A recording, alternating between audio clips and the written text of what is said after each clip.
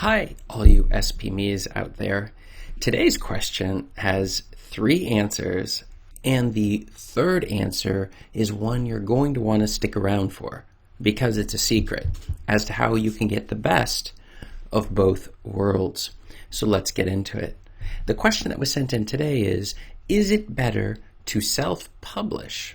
And that is a question that many authors and writers or aspiring writers want to know before they start writing, or once you've written your book, you're going to want to know what should you do with it. Is it better to self-publish, or maybe it's better to traditionally publish and get in touch with one of the major publishing houses, and we just simply don't know where exactly you should start?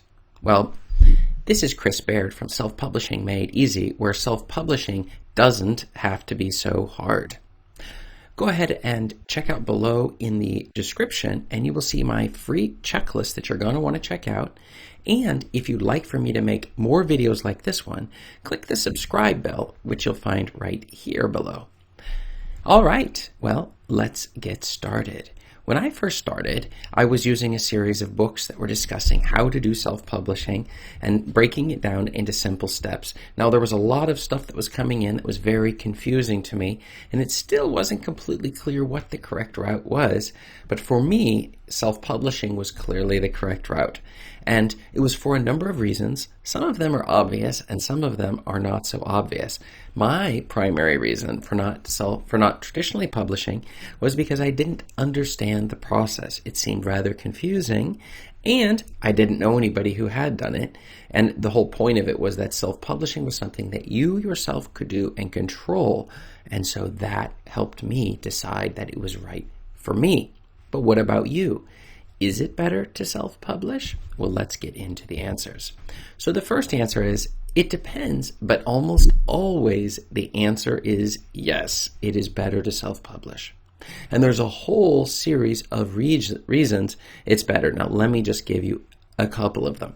One is, on your royalties, you're going to be able to keep up to 70%. For example, your Kindle books on Amazon, between the price of $3 and $10, you're going to keep 70% of the royalties for those books, as compared to traditional publishing, which may be 10 to 13%. Somewhere in there is what you're going to keep. And that's why many authors are very shocked when they write their books and get them published traditionally and really find themselves not making enough money to live off of.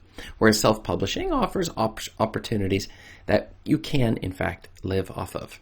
So that would be one of the big reasons. The next reason is simply because it's easier and you have better control.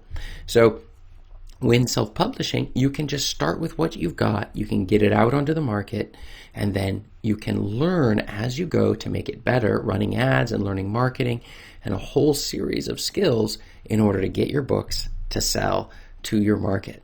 So that is a reason why self-publishing would also be a very good reason. You have complete control. You don't lose control over the rights to your book.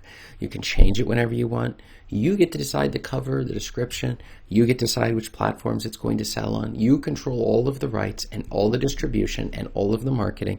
You have complete and utter control. But let's say you wanted to traditionally publish. This can be a major problem.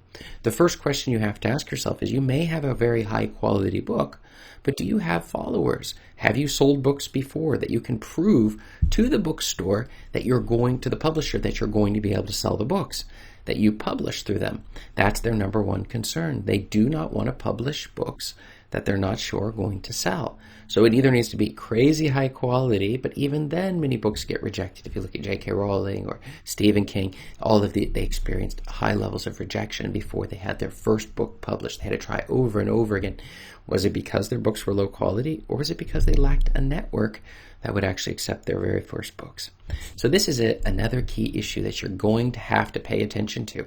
But if you have a following, or if you've self-published books before that are selling like crazy, for example, you had a blog, or if you're a celebrity, like a sports player or a musician that's very popular, where they know people, your fans, are going to want to buy from you, Well, then that changes the situation a bit, and suddenly the publishers can open up to you.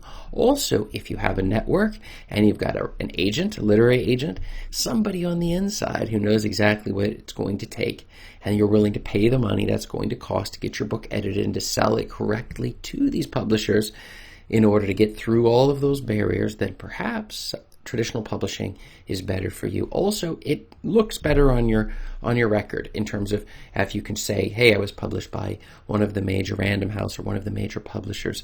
That will, in fact, look better because anybody can self-publish. But there's still quite a bit of credit that goes along with the fact that you even published a book at all, self-published or not. But let's get to the third answer of today, which is our secret answer. And it is that you can always go to traditional publishing later.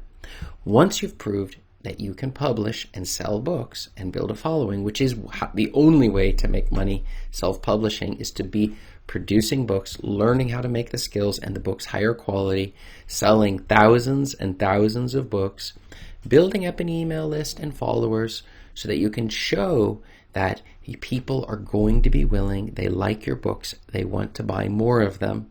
Then the publishers will come onto the scene and be very eager to have one of your books published through them. They can test it out. It's not much of a risk to them. Now, you're going to take a lower price, a lower royalty rate if you do that, but then you get the benefits of having traditionally published. Some people don't feel like real authors until they've traditionally published, but does that really matter to you? If it does, then maybe you should use the money to try to do the traditional publishing from the start, even if you're not going to be able to make a living off of it.